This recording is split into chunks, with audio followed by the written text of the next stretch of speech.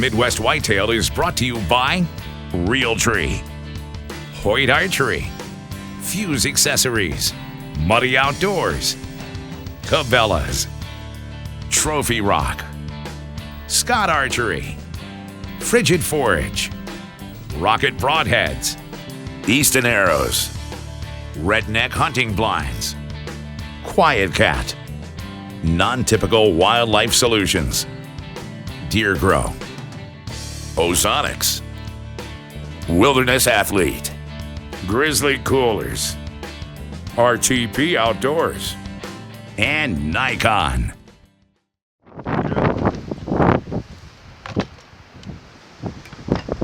Thunderstorms rolled by, made it down into this valley where the poor man plot is going to be. I've got some help today. I've got John behind me with the chainsaw, and I've got 3 other guys from the office.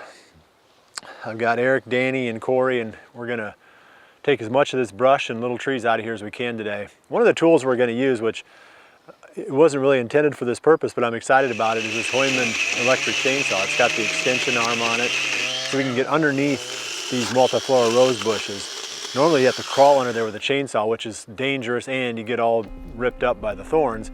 With this thing, we can just extend it underneath there and trim those off close to the ground. So that's going to work out real good for us. Hopefully we can clear about a half an acre out of here today.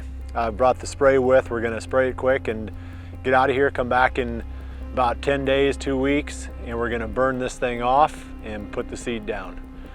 It'll be an action-packed next couple hours down here in the valley.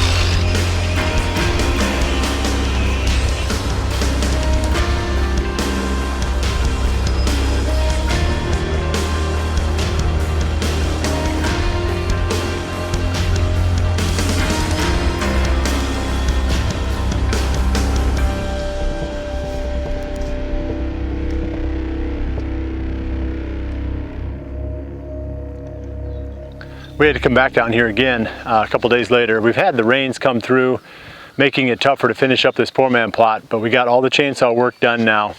And this might be the exception to the poor man plot rule. We may have to bring a tractor in here and push some of these trees off. There's a pile of them here. I figured we had about 10 trees. When I looked at this spot originally, I bet you we cut down 40 trees. So I don't think that we're gonna be able to manhandle this one. It is fortunately a spot that I can get to with a tractor, so sometime over the next few days I'm going to get in here, push these trees off, and let things dry down a little bit. I've sprayed most of it, but not all of it. Once all the trees are off, I can spray the rest. We'll get a good kill, then we'll come back and burn it. We'll have that for you hopefully in the next episode. But that's the first big step in the poor man plot. The hard work part is over with.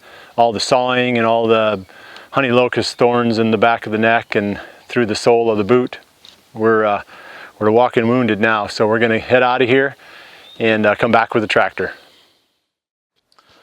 In this segment I'm going to talk about fletching arrows, and I've got some of the Easton Full Metal Jacket 5mm shafts here. I'm going to fletch those, and this is Easton's Easy Fletch fletching tool, which allows me to put all 3 fletchings on at the same time. I'm using the 2-inch blazers, the boning blazer.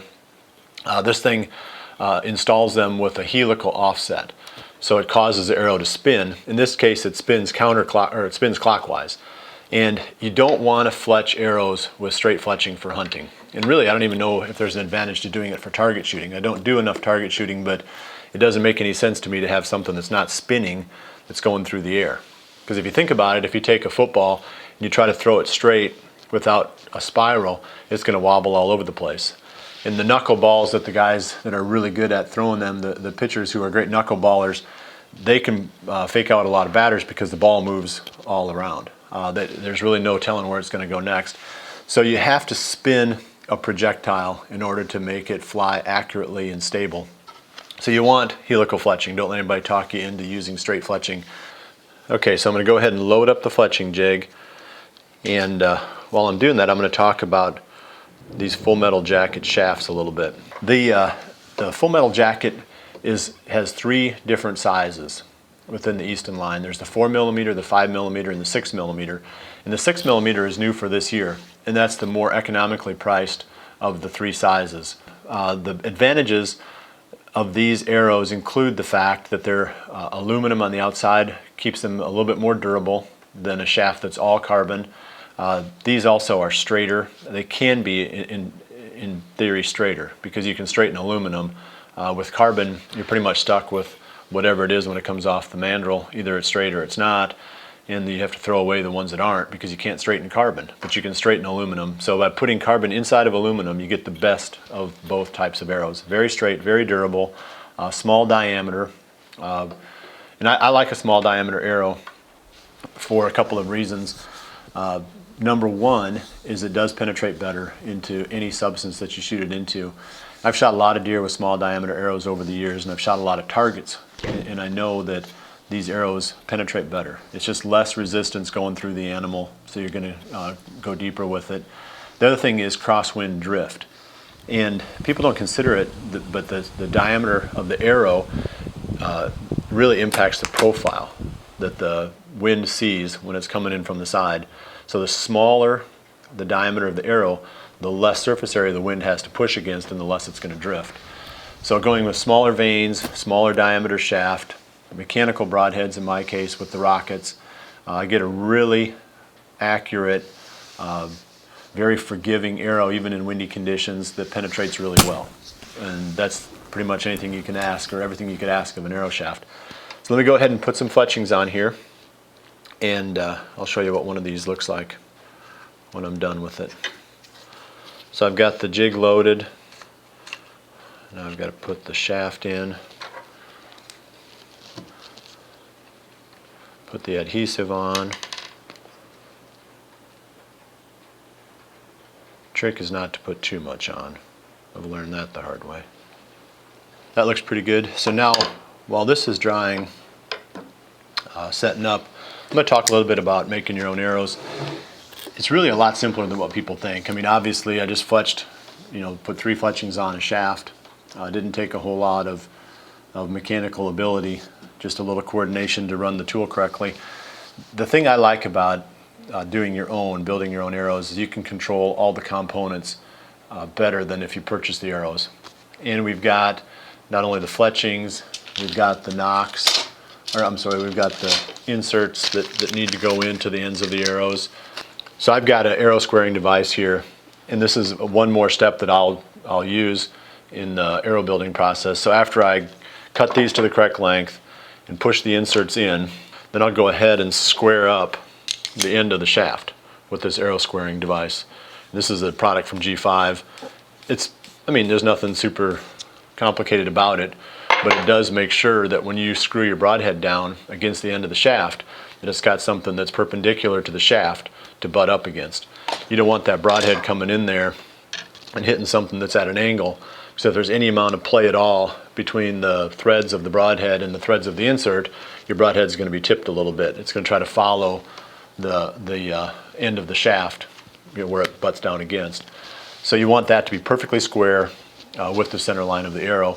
Then when you spin the arrow with the broadhead on, you should get a perfectly dead spin. Shouldn't be any wobble in the tip of the broadhead.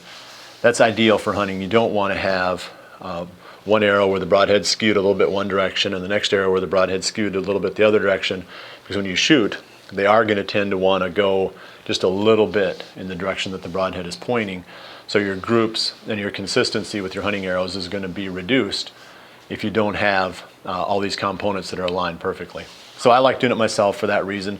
Plus I can experiment a little bit more with the fletching, try different lengths, different styles, I'm using the Boning Blazers here, which is a real stiff, high profile short vane.